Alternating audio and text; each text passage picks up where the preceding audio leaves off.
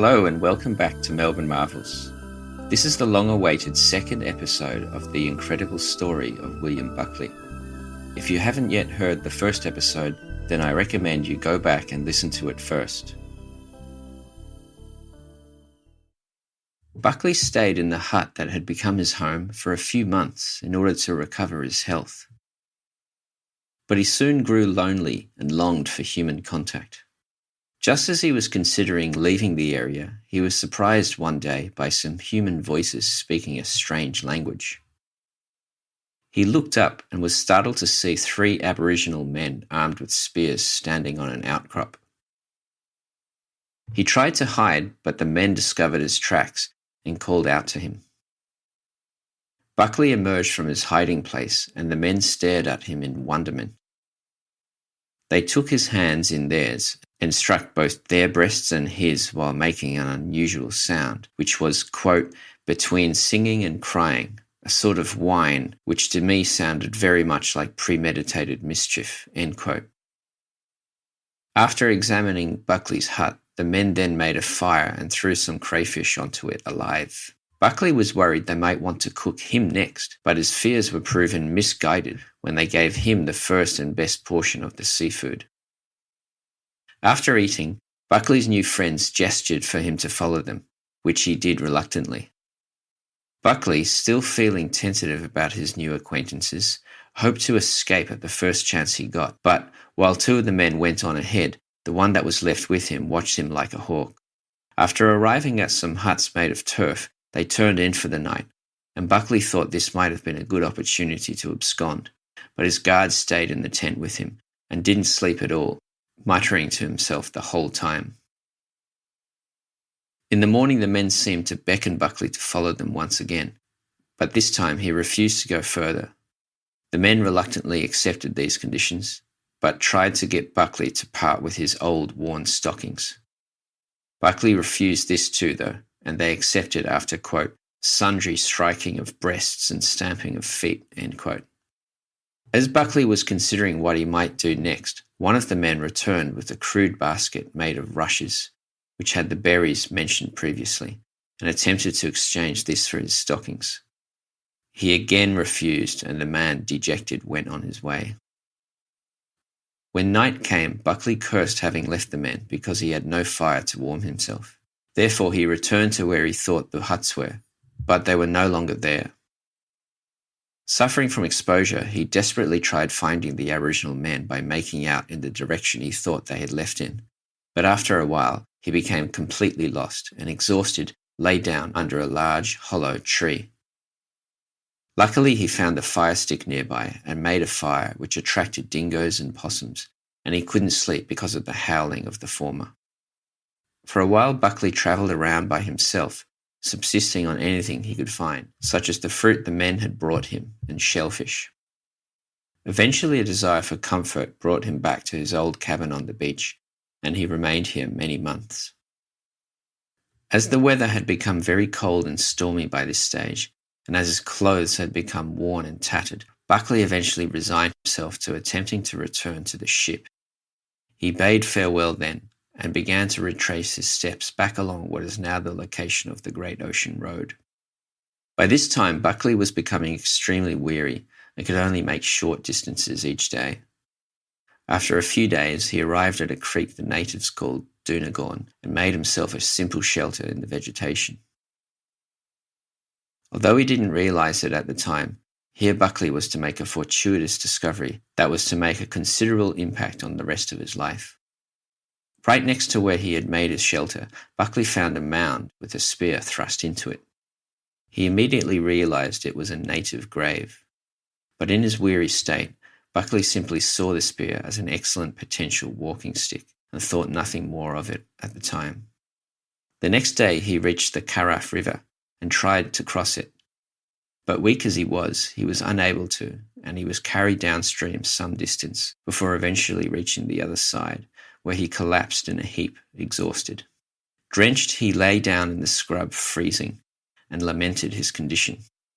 He prayed long and hard into the night as the dingoes howled around him, and he fully expected to be eaten by them before morning. The next day he came across a lagoon the Wathaurong called Marmart. While he was searching for gum, a group of aboriginal people appeared out of the bush and approached him. They seemed to be overcome with emotion at seeing him. The men took him by the hands and beat their breasts and his in a gesture that he assumed was a greeting. The women assisted him to walk while making terrible wailing noises and pulling clumps of hair from their heads. They took Buckley to their huts and gave him some sustenance in the form of a pulp made from gum and water, which Buckley greatly enjoyed. They called Buckley Murrungur, who he later found out was the man whose grave he had taken the spear from. Much later, Buckley learnt that the Aboriginal people believed that white people were the spirits of people who had died. In cases in which they had killed white people, it was because they had believed the white people to be the returned spirits of their enemies. Buckley felt great fortune at his situation, because if he had not picked up the spear when he had, he may have died. As it was, the people were extremely kind to him. They went away and found some moth grubs to give him sustenance, and he was surprised at how tasty they were. Buckley stayed with them all night and was still a bit scared of what they might do to him, but was too weak to escape. The women spent the night wailing and inflicting wounds on their faces and pulling the hair from their heads. Buckley was shocked by this, but later he found out that this was a custom they performed when someone died or when someone returned, having been away a long time. They were expressing their grief at the pain Buckley must have undergone when he died. The next day, Buckley's new companions took him to the main body of the tribe on the other side of the Barwon River. Here there were upwards of 100 people who made a great commotion on Buckley's arrival, with the usual beating of breasts by the males and the pulling of hair from the heads of the females. In order to welcome Buckley, the people held a great corrobboree. At the time, Buckley was still anxious as he was not sure whether they wanted to cook him. But this didn't prove to be the case, as he relates thus, quote, "Then there was a great noise amongst them, and a trampling backwards and forward from hut to hut, as if something of importance was going on. I was naturally anxious at this, not knowing how it would all end. At last it came on night, and the boys and girls set to work making a very large fire, probably to roast me, who could tell? At any rate, I suppose it not at all improbable, surrounded as I was by such a host of wild, uncultivated savages. However that might be, it was impossible to escape, as I was too weak and terrified at the appearance of all round. At last all the women came out naked, having taken off their skin rugs, which they carried in their hands. I was then brought out from the hut by 2 men, the women surrounding me. I expected to be thrown immediately into the flames, but the women having seated themselves by the fire, the men joined the assemblage, armed with clubs more than 2 feet long, having painted themselves with pipe clay, which abounds on the banks of the lake. They had run streaks of it round the eyes, one down each cheek, others along the forehead down to the tip of the nose, other streaks meeting at the chin, others from the middle of the body down each leg, so that altogether they made a most horrifying appearance, standing round and about the blazing night fire.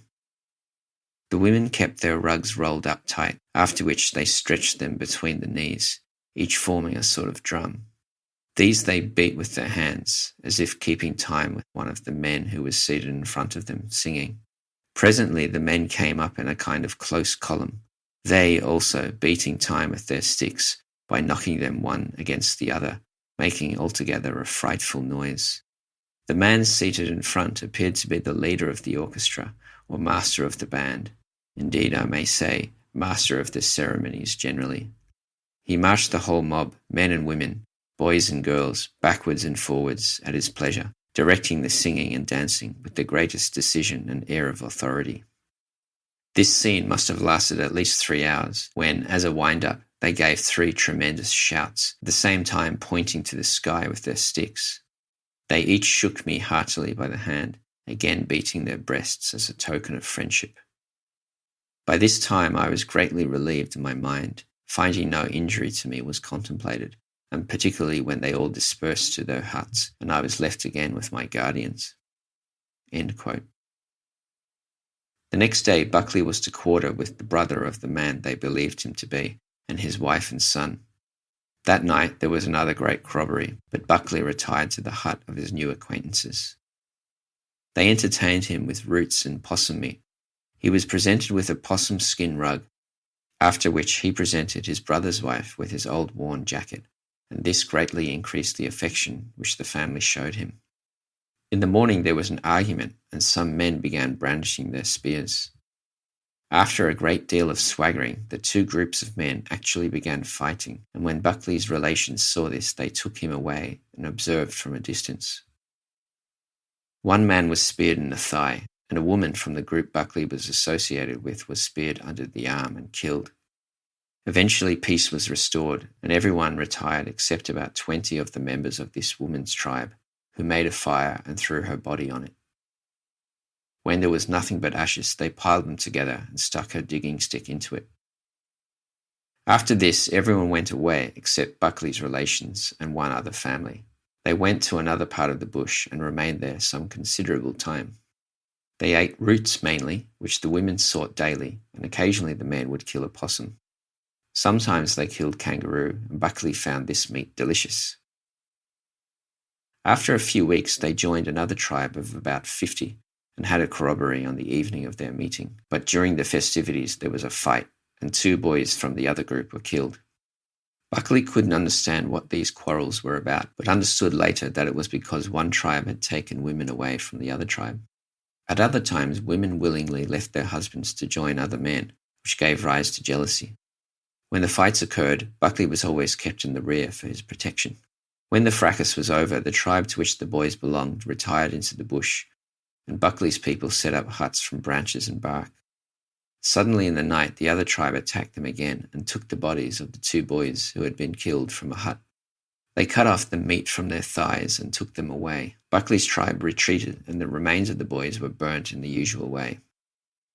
Afterwards, Buckley's people went to the coast. From here a message was sent to the other group with whom they had had the earlier fracas about the women.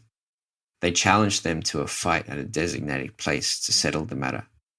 After 4 days, the messenger returned to say that the other tribe had accepted the challenge, and they went there. Buckley was not aware at the time of the reason why they were going there.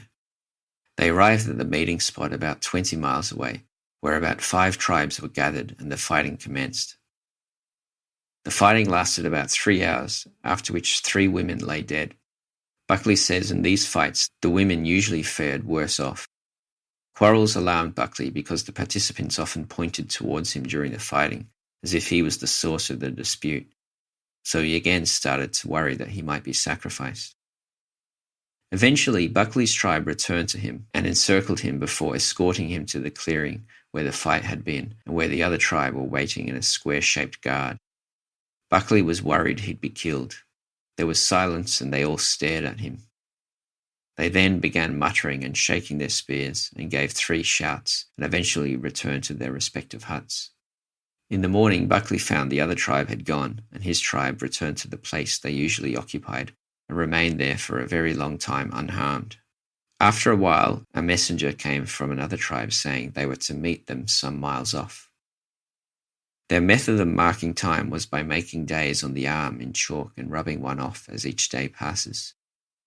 After travelling 2 or 3 days, they met the other tribe. Buckley had never seen them before, and they had a great corroboree that night. The next morning, the 2 tribes had a big kangaroo hunt. Buckley was very interested in participating as it was his first, and they conducted it with great skill. They killed several big kangaroos and had them roasted that night. The next day, there was a big argument between the 2 tribes over 2 of the women. This time, though, it didn't end in bloodshed. Afterwards, the tribes separated and each went to its own area.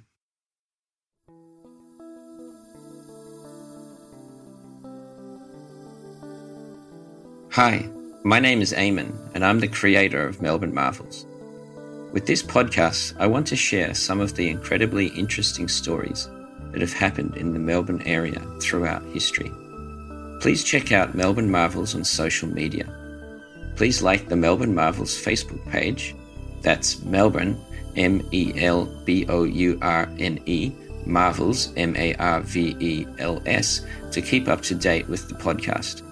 I'm also on Twitter, but my Twitter handle is spelt slightly differently. It's at MELBIN Marvels. Don't forget to subscribe to Melbourne Marvels on however you listen to podcasts, whether on iTunes or an Android podcast player. I would really appreciate it if you could give me a 5-star review on there too, as it really improves the discoverability of the show for other potential listeners. Finally, if you really feel like helping the show, you can find me on Patreon to make a $1 donation. And if you do this, I'll read out your name on the next show. But no pressure. I would also like to take this opportunity to tell you about another podcast I've been listening to. It is the Australian Histories podcast, and that's Histories with an IES. This is a brilliantly researched podcast by Jenny. Jenny is an excellent narrator and has a superb eye for detail. I'm currently 10 episodes into a, to date, 18-part series on the story of the Kelly Gang, and it is brilliant, so I highly recommend you check that out.